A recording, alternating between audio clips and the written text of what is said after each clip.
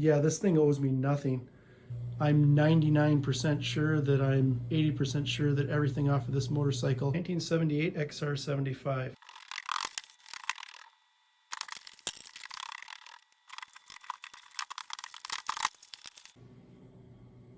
This is my 1978 XR75.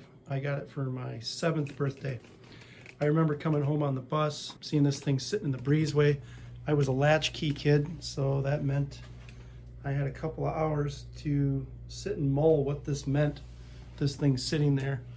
I figured that somebody must have dropped it off and it had to sit there for a little bit before they came to get it. But it was my birthday. I was somewhere between jealousy and just being lost as to why this thing was there. I was more spoiled than my brothers and sisters, but I never thought that my parents would spoil me to this level. Anyhow, I remember my dad came home and he was busy dealing with stuff, and my mom came home and she was dealing with supper, and nobody would give me a straight answer on why this was in the breezeway. Finally, they let me know it was mine, and of course they made me make all sorts of promises about responsible operation of such a vehicle, what the rules were with it, all of which I ended up breaking later. So that first year I got to ride it further and further away from the house with a whole lot less supervision. My friends ended up getting dirt bikes. We made trails, we made jumps. We'd basically spend the whole summer trying to scratch together gas money just to keep all of our motorcycles going. These things really kept us out of trouble, but kind of got us in trouble a few times. Fast forward to about 12 or 13 years old, I ended up getting a CR125, and this thing got ridden less and less. And my sister and her husband came to visit us. They had a kid, and they wanted to have something for him to ride once he got a little older. So I think I sold this to them for like 150 bucks. They threw it in the back of their Nissan and drove back to Washington. Basically, they threw it up in the rafters, threw the box of parts up in the rafters. A long time after that, I ended up going out to visit them, and they asked me if I wanted it. If I wanted it back, and I was like, heck yeah, I'll take it. So we went and fished it out of the rafters, and this was all that was left. Apparently, a family member ended up throwing away the box of parts when they were cleaning out the shed one time. Anyways, I ended up finding, after searching for parts all over high and low, this fine specimen, which is a 1979 XR80. I'm 99% sure that I'm 80% sure that everything off of this motorcycle will fit onto my XR75. It's missing a whole lot of stuff, but I think we got everything we need to get it going. Yeah, this thing owes me nothing. It's never been rebuilt. Hopefully it'll run. I'm guessing it should start right up if I throw gas in it and go through the carb quick. When they put it in the back of the car, I remember they made sure to get every last drop of gasoline out of the thing so that the fumes wouldn't get in the car. Where they live is in the high desert, so everything was totally dry in the gas tank. It looks pristine in there. Man, this thing was a blast at that age. I learned so much about how to work on motorcycles, cars, all from this thing. Putting tires on. You'd get a flat tire and you could either wait for your parents to help you fix it or just figure out how to do it on your own. If you ended up flooding it, have to figure out how to pull the spark plug, dry off the spark plug and unflood it. You'd have to learn how to change oil. On these things, the exhaust fell off multiple times. I remember my dad getting pretty mad that he welded up for me, and then a week later it'd end up falling off. Yeah, so this is going to be some videos I'll slap together about putting this thing back on the road. Hey, before we get up to our armpits with cobwebs and pole shed dust, the Google Finder says I'm supposed to ask you guys to like, subscribe, and comment. Let me know what the first thing it was that you were wrenching on, and if you still have it. There's not a lot of chit-chat in this video, so I hope you guys don't mind it. It's actually the first video I ever made for YouTube. And it's the first in a series of weekly videos I'll be posting on this bike, so please keep an eye out.